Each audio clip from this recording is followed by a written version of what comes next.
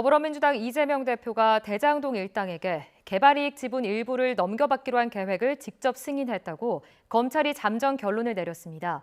대장동 일당들의 각종 요구도 보고받고 결재했다고 판단했는데 오는 28일 이 대표 소환 조사에서 사실관계를 놓고 최대 쟁점이 될 걸로 보입니다. 홍민기 기자입니다.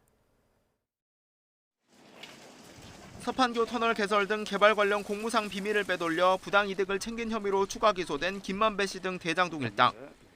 검찰이 작성한 57쪽짜리 공소장에는 이재명 대표의 이름이 145차례 등장합니다.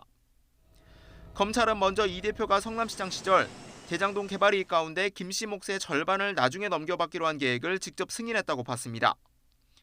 지난 2015년 민간업자들은 대장동 개발 이익을 어떻게 나눌지 논의했는데 이 자리에서 김 씨가 유동규 전 성남도시개발공사 본부장에게 이 시장 측에 자신의 지분 절반가량을 주겠다고 말했다는 겁니다.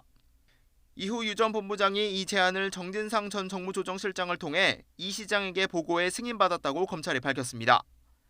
김 씨가 이 대표 측에 지분 절반을 약속한 건 김 씨 주장으로 알려져 왔지만 검찰이 공소장에 적시한 것은 이번이 처음입니다.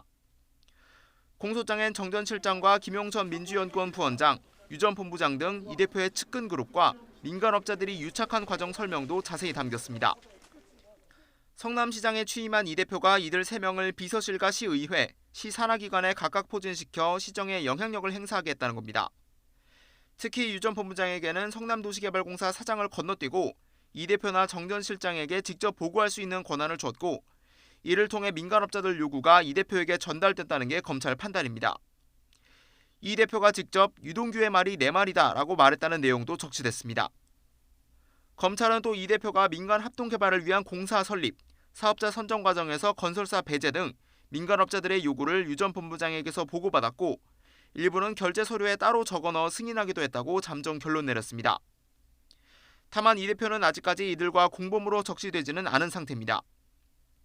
공소장 내용에 대해 정 전 실장 측은 이익 분배와 관련한 보고를 받은 적도 전달한 적도 없다며 검찰이 물증 없이 유 전 본부장의 증언만으로 무리한 추측을 하고 있다고 반박했습니다.